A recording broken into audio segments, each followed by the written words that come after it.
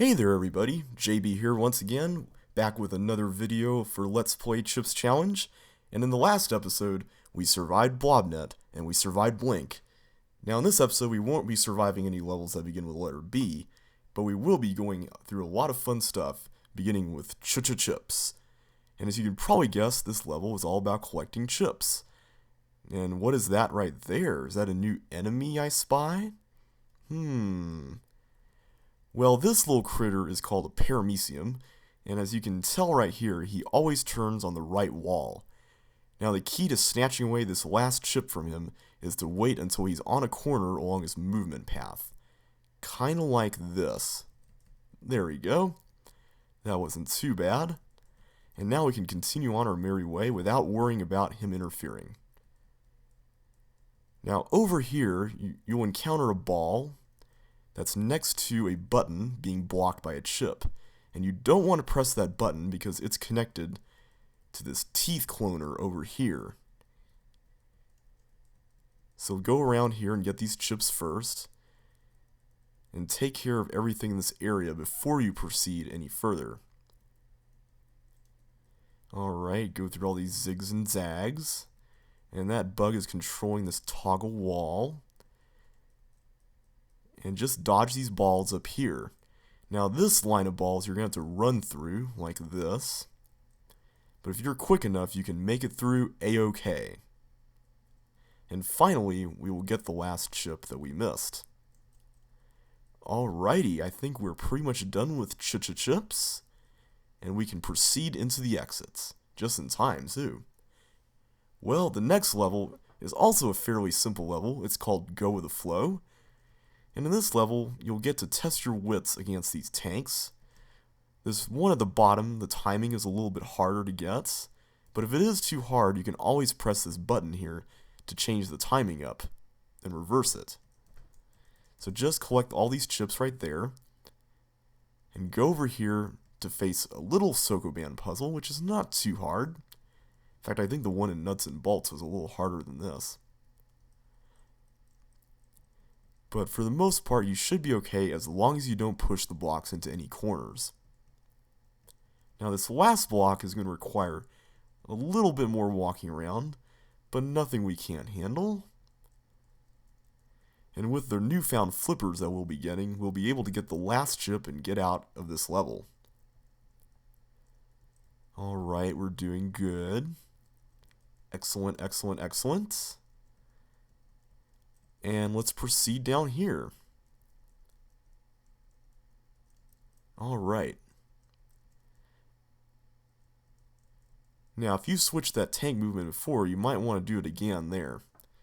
Alright, so we're done with Go with the Flow, and the next level is Ping Pong. Now, this entire area is basically a box with a bunch of balls in it, and there's a bunch of blue walls surrounding it, and you basically have to guess which one opens the way inside. Now, as you can probably guess, it's the one that's closest to the area we started in, which requires us to go all the way around. Good, alright. And from this point, we just have to bridge down to the water over here. So just wait for the balls and keep track of where they are, and you should be alright. Just be mindful of that, and you shouldn't have much to worry about with this level. We'll split those two up. Alright, so now we're getting close to the bottom of the ping pong area. And in the middle, there are chips which divide the left half from the right half. So you'll have lines of up to 4 balls forming here soon. And you want to be careful not to get hit by either pair of balls. Alright, so just dodge the balls as you keep on going. Good, good, good. Alright, we're doing okay. And we're almost to the end. Alright, we only got 4 chips left. Okay, there are 2 left, but where are they? We've missed them. I think they're on the left side right here. So just wait for all 4 of those balls and... Oh, they're not here. Alright, oh, here we go. Missed them over here. Alright, we solved the mystery of the missing chips, and we can now proceed to the exit. Okay, ping pong is out of the way. The next level is really fun. I really like this level a lot. You basically push blocks around, and it kind of gets a little bit more interesting and rigid as you go on. And you also get to face off against our newfound friend, or should I say, enemy, the paramecium, which thankfully is not quite as painful as it was in ARCTICFLOW. Now, if you try to build a bridge up at the very top, you wouldn't have been able to make it. And thankfully, this area, you don't have to worry about any guesswork, because all 5 of the water paths, or rows, can be used without any difficulty. However, this is not the case with the next set of blocks, I don't think. Yeah, the top one is the only one that can be used, so you have to be careful here. Okay, alright, so there's a path right there, which we will take to get to the next room.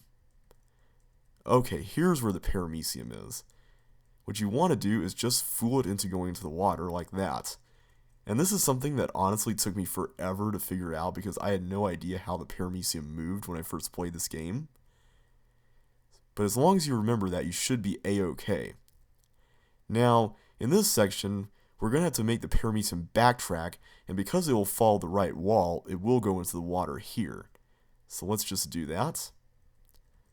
It's kind of interesting to have puzzles that involve the paramecium following whatever wall they follow when they go both ways. That can make for some rather interesting levels. And unfortunately, I don't think that idea has been explored very much. But it is an interesting concept. Alright, we're on an ice slide. We just passed by that force floor. This must be the ARCTICFLOW that was being referenced in the title. Okay, so where is this taking? Ah, there we go. Flippers. We definitely could use those. And I'm going to go and swim back. Now, you can actually... this is actually the intended solution, but you can actually, in Microsoft, slide over that force floor backwards. Kind of like we did in South Pole. But I'm going to take the normal route, because I think this is a little bit more fun. And we'll just slide back here. And easily pick up the 4 remaining chips without any problem. I like how the level kind of makes you think that you might have to go and build bridges over here to get to these chips, but it would be impossible, I think, to get to this one. Okay, so we're done with ARCTICFLOW, and all we have to do now is just swim over to the exits. I gotta admit, one thing I really like about this level is that there's actually stuff in between the chip socket and exit. That was something that I think the original game didn't really have too much of, that they could have done more of. But anyway, just my opinion. Well, the next level is our first blue wall maze. And yeah, it is kind of a little bit irritating, but I'm going to try to get through it as best I can. And as one LPer on YouTube put it, rocked it, you had to go digging for your gold, basically. That's kind of what this is all about. So just test out every wall you can, and I'm going to try to go through this as systematically as possible. So I think the way this goes is that it kind of goes in a clockwise fashion around the level, at least the general direction of the maze. Whoops, I think we missed a wall down there, or 2. Okay, that doesn't do anything. Alright, so let's backtrack, and I believe this doesn't do anything either. Neither does that. Alright, so I'm going to try to just stick to following the left wall. Because I think that will... I think we'll be okay with that. Okay, so this doesn't work. So let's go over here. Okay, so that doesn't work. Let's go over here. So yeah, I'm always turning left whenever possible. And I think this will serve us well. I think we'll be okay with this strategy. Okay, so we can't do anything there. So yeah, there's really not much to talk about here. Basically, it's all just grunt work at this point. But you know, I don't really mind a level like this so much. It's just that there are some levels later on that use this kind of concept that get a little bit irritating. And I'm going to break the rule right there, because that was kind of obvious that was the only way to get in there. Alright, Nothing else over there. So yeah, there's like one level later on that mixes blue walls with invisible walls in a maze, and then there's like another maze where you have to get like invisible walls, not hidden walls, but invisible walls. And there's also dirt, which qualifies as basically all you can walk on. And when you uncover the dirt, of course, you basically erase any reference you had to previous areas. So yeah, that level is quite annoying. And I think I may have missed some stuff back there, so maybe this left wall thing wasn't quite a good idea. Did I miss stuff? Yeah, here we go. Hopefully not a whole lot. Yeah, that's pretty much it. Okay, so now we can go over here. So yeah, as you can see, I'm trying not... If I go too far in one direction, I try to backtrack and make sure that I didn't miss anything in the other areas. That usually helps, because at least that way, you can kind of tell that this maze is a linear maze. So, even though there's little branches and offshoots and stuff.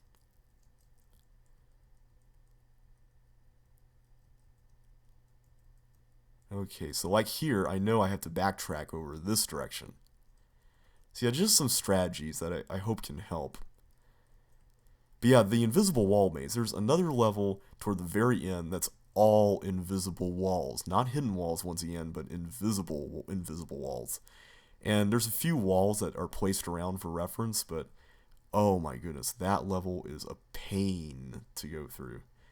So I'm not really looking forward to going there, but I think if you use the follow the left wall type of strategy, you should be able to make it through without much of a problem, but it's still just kind of an annoyance though. I guess I tend to like levels better where you actually have to use your brain, and I guess you do use your brain to a certain extent in these kinds of levels, but it just kind of feels like a cheap way to make something challenging. But maybe that's just me, but I think from this point on, we're pretty much safe with our left wall strategy here. Okay, so here, we can find a way inside, which is here.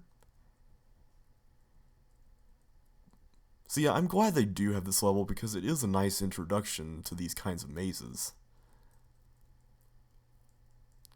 Okay, that's a dead end. We're doing okay.